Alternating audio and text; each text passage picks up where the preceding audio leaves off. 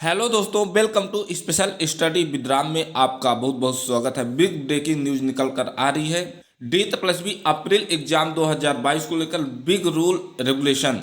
यदि आप in rule regulation का पालन नहीं करते तो आपको परीक्षा से बाहर कर दिया जाएगा। जितने भी कैंडिडेट 44/21 और 9/21 परीक्षा देने जाने से पहले इन नए नियमों को जरूर देख कर जाएं, अन्यथा एग्जाम सेंटर से उनको बाहर कर दिया जाएगा। जो न्यू नोटिफिकेशन एग्जाम रूल्स के लिए जारी कर दिया गया है कि आपको परीक्षा एडमिट कार्ड के साथ साथ क्या अंदर ले जाना है, जनरल इंस्ट्रक्शन कौन कौन सी फॉलो करना है, आपका ड्रेस कोड क्या होना चाहिए, सारी जानकारी बिल्कुल विस्तार से इस वीडियो के माध्यम से प्रोवाइड कराएंगे। आप वीडियो को शुरू से लेके आखिर तक जरूर से जरूर देखिएगा। ऑल ओवर इंडिया लेवल से एंड टीचर्स रिक्रूटमेंट की सभी प्रकार की लेटेस्ट अपडेट खासकर डीथ प्लस बी की सबसे पहले प्रोवाइड कराया जाता है। तो दोस्तों, अभी तक इस चैनल को आप सब्सक्राइब नहीं कर लिए तो सब्सक्राइब कर लें, क्योंकि इस चैनल में केवल टीचर्स रिक्रूटमेंट की सभी प्रकार की लेटेस्ट अपडेट खासकर डीट प्लस बी की भी प्रोवाइड कराई जाती है। तो ठीक है दोस्तों, आज का अपना वीडियो स्टार्ट करते हैं, जिसमें 44/21 और 9/21 परीक्षा की इंस्ट्रक्शन शामिल रहेंगी। सो दोस्तों, यह दिल्ली सबऑर्डिनेट सर्विस सिलेक्शन की ऑफिशियल वेबसाइट। यहाँ पे जैसे ही स्क्रॉल करते हैं नीचे तो दोस्तों आपको एक लिंक दिखाई देगा। यदि अभी तक एडमिट कार्ड नहीं डाउनलोड किए हैं 44/21 और 9/21 वाले, तो यहाँ से डाउनलोड कर सकते हैं।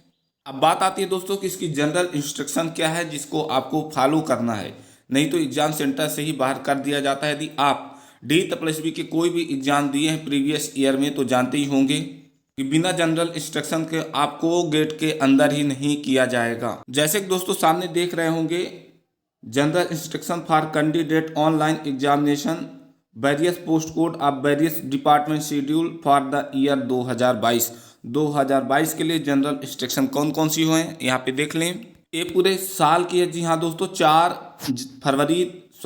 जनवरी 2022 को जारी किया गया था पूरे साल भर के लिए। देख ले, reporting time and examination time for the candidate. आपका रिपोर्टिंग और एग्जामिनेशन जब आप परीक्षा देने का टाइम रहेगा और पहुंचने का टाइम रहेगा। Candidate at examination centre on the day examination mention is admit card. Candidate will be allowed enter the examination centre after reporting time mention admit card under any circumstance whatsoever. आपके admit card में reporting और examination का time दिया हुआ है, कब आप कब से कब तक अंदर जा सकेंगे। नेक्स्ट देख लें दोस्तों, no candidate will be allowed to enter examination centre without admit card containing 3 page and without any ID proof. आपको 3 पेज के बिना, जी हाँ दोस्तों, ऐसी गलती नहीं करना कि 2 पेज ही लेके जाएं, आपको 3 पेज ही लेके जाना, क्योंकि आप एक डिक्लेरेशन फॉर्म रहेगा और आईडी प्रूफ के साथ ही जाना है। नेक्स्ट देख लें, the photo attendance seat will be provided at the center and same is the to be handed over the investigator on the exam day after signing and affixing thumb impression in the person's investigator. Candidate should ensure that photo attendance sheet 3rd page admit card is handed over। कहने का मतलब है दोस्तों कि आपकी जो attendance seat मिलेगी उस अटेंडेंस सीट के जो फोटो रहेगी वो आपके एडमिट कार्ड में ही लगी होनी चाहिए, मैचिंग होना चाहिए। अन्यथा यदि आप अदर फोटो ले जाते हैं तो आपको एग्जाम में बैठने की अनुमति नहीं दी जाएगी। और 3rd पेज में यहाँ पे देख लें, 3rd page the admit card handed over. आपको वहाँ 3rd अपने himself and her self the responsible the concern, और आपको वहीं पे सिग्नेचर करना, थंब इम्प्रेशन करना है। यहाँ पे देख लें दोस्तों, आपको सेंटर में क्या क्या लेके जाना, क्या नहीं लेके जाना है। The candidate are directed to not carry pen, pencil box and them pen will be provided the by board. आपको पेंसिल बॉक्स कुछ अंदर लेके नहीं जाना, क्योंकि अंदर ही आपको बोर्ड ही प्रोवाइड कराएगा। द ड्यूरेशन फॉर एग्जामिनेशन 2 या 3, आपका एग्जाम 2 या 3 घंटे का होगा। और सबसे बड़ी बात दोस्तों, जो भी फ्रेशर कैंडिडेट हैं जान लें कि उनमें जितने भी डीथ प्लस बी एग्जाम लेता है उसमें डिडक्टिव करता है रॉन्ग आंसर के लिए 0.25 मार्क्स, अर्थात निगेटिव रहता है। और अभी तक आप एडमिट कार्ड नहीं किए तो जैसे मैं दोस्तों आपको बताया हूँ कि ऑफिशियल वेबसाइट में एडमिट कार्ड की लिंक प्रोवाइड करा दी गई है, तो वहाँ से भी डाउनलोड कर सकते हैं। और यहाँ पे देख ले आपका एडमिट कार्ड कैसा होना चाहिए। तो एडमिट कार्ड आपका बिल्कुल साफ सुथरा प्योरली होना चाहिए और उसमें डायरेक्ट इन्फॉर्मेशन दिखती हो कि क्या लिखा है, ऐसा एडमिट कार्ड प्रिंट आउट हो। यदि ऐसा नहीं है तो आपको दूसरा निकलवा लेना चाहिए। देख लें, the candidature will be treated in valid. देख लें दोस्तों, अब into in case he and does not fulfil the eligibility criteria. यदि आपकी जब रिकॉल नोटिस जारी की जाती है वहाँ पे आपका जो एलिजिबिलिटी क्राइटेरिया है, should be certified himself regarding processions the required qualification as आपकी उसके अनुसार ही होनी चाहिए, तभी आपको, और बेनिफिट किसको, रिजर्वेशन वालों को ही केवल मिलेगा।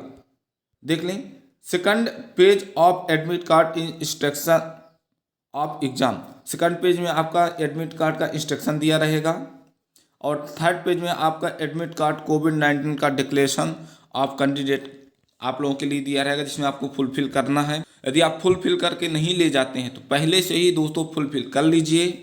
The candidate are allowed to take back one.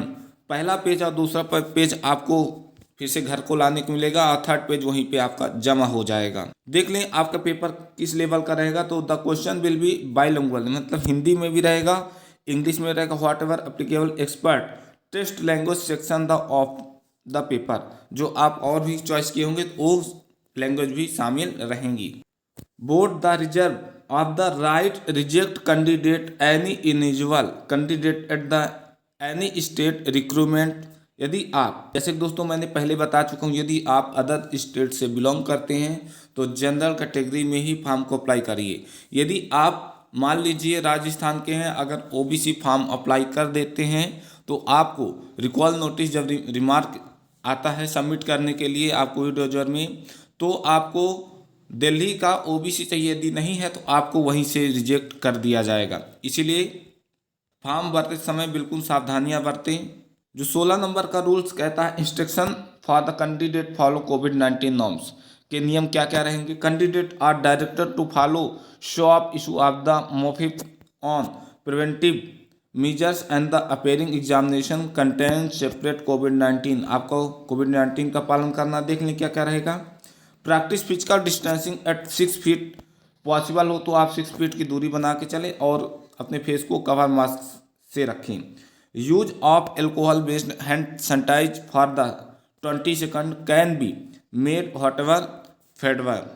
बाकी आप तो बता ही दिया गया कि ऑनलाइन सेंटर में आप सीबीटी जो एग्जाम होगा क्या क्या ले जाना क्या नहीं ले जाना है।